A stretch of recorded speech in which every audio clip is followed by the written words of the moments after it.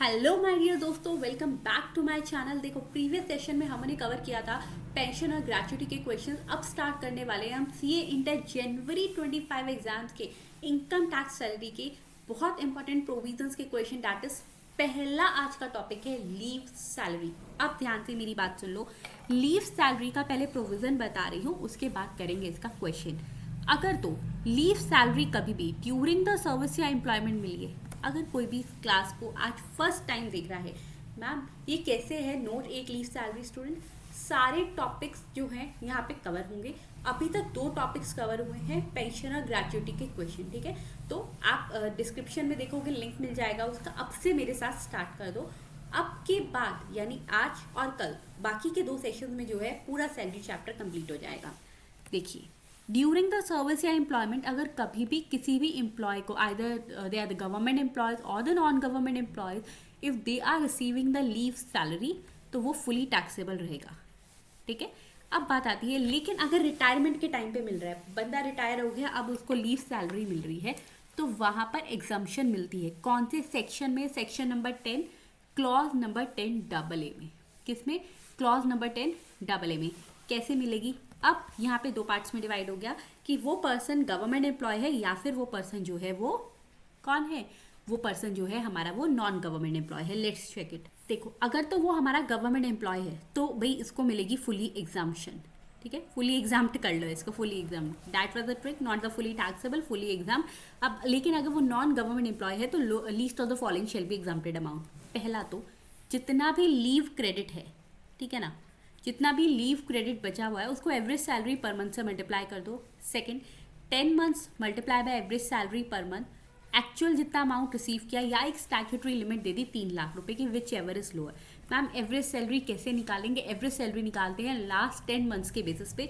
इसमें ऐड करते हैं बेसिक सैलरी, डीए, और डीए वो वाला जो इन टर्म्स ऑफ एम्प्लॉयमेंट होगा, और टर्नओवर कमीशन, ठीक है। बट ये लीव क्रेडिट क्या होता है? लीव क्रेडिट का मतलब होता है, मान लो पर्सन को 300 लीव्स अलाउड थी, जितना उसने वर्क किया है, उसमें से उसने कितनी लीव अवेल कर ली? 120। So balance shall be the leave credit. Okay, now let's do the question. Question के लिए ICAR स्टडी मटेरियल की इलिस्ट्रेशन नंबर 5 पर आ जाओ स्टूडेंट्स। एक बार किस पर आना है? इलिस्ट्रेशन नंबर 5 पर, ठीक है। इससे अगर आपने ये क्वेश्चन कर लिया तो आप लीव क्रेडिट का कोई भी क्वेश्चन सॉल्व कर पाओगे।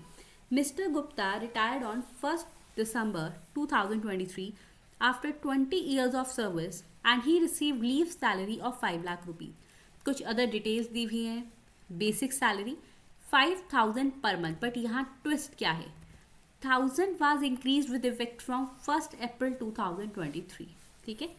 डीए दिया हुआ है, जिसमें से 60% जो है वो इन टर्म्स यानी रिटायरमेंट बेनिफिट्स के लिए है। कमीशन है, कमीशन फ्लैट दी हुई है, टर्नओवर बेसिस पे नहीं है। बोनस दिया हुआ है। लीव अवेल्ड कितनी करी? 480 डेज।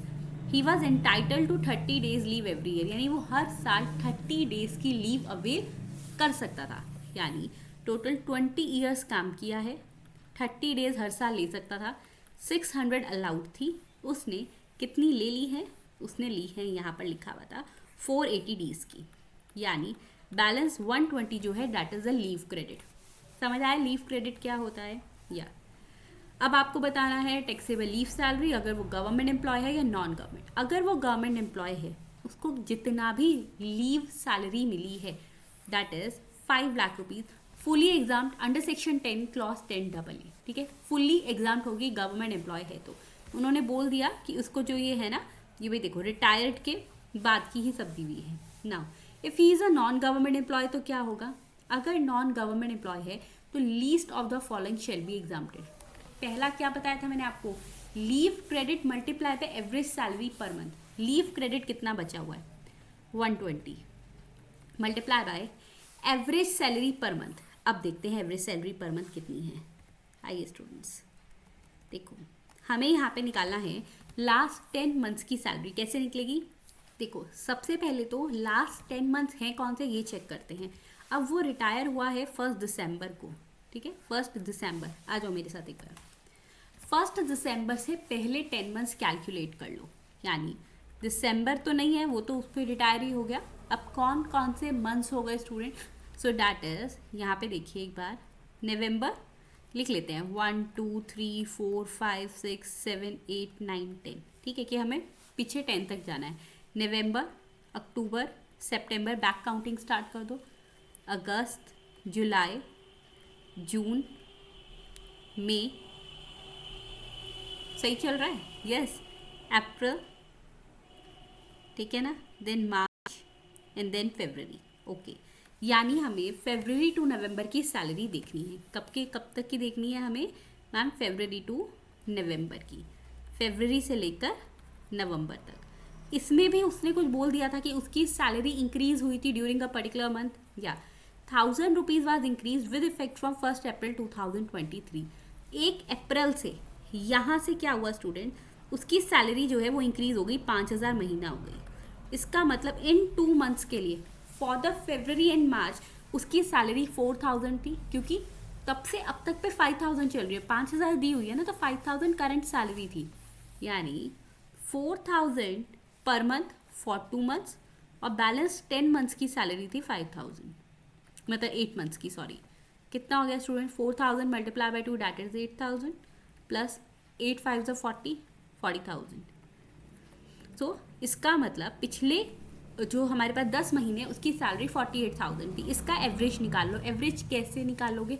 डिवाइडेड बाय 10 करके, यानी आ गया 4800, ठीक है, 4800। यहाँ तक क्लियर है सबको?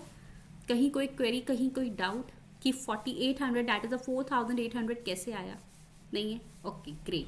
अब स्टूडेंट्स हमने क्या कर लेना है, देखो, यस, अच्छा मैम ये तो बेसिक सैलरी हुई ना, डीए कितना है? डीए था हमारे पास 3000 पर मंथ, लेकिन 60% ही सिर्फ जो है वो रिटायरमेंट बेनिफिट्स के लिए है। ओके, अगेन डीए पे आ जाओ, दिख रहा है सबको? ठीक है, 3000 मल्टीप्लाई बाय 60%, क्योंकि 60% is for the terms of retirement, multiply by 10 months. हमें 10 मंथ्स का देखना है, फिर उसकी एवरेज कर लेंगे। तो 3000 multiply by 60% multiply by 10 that is 18000। Again इसको भी 10 से डिवाइड किया, एवरेज लेना है हमने, तो आ गया 1800, 1800।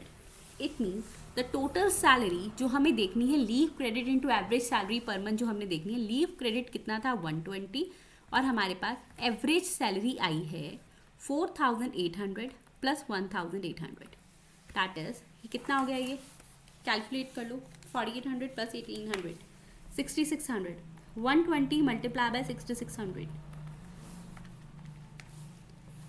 7,92,000, ठीक है। तो पहला जो हमारे पास आ रहा है वो आ रहा है 7,92,000।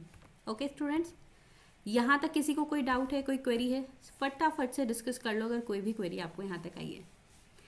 ओके चलो ग्रेट। उसके बाद नेक्स्ट हमारे पास आता है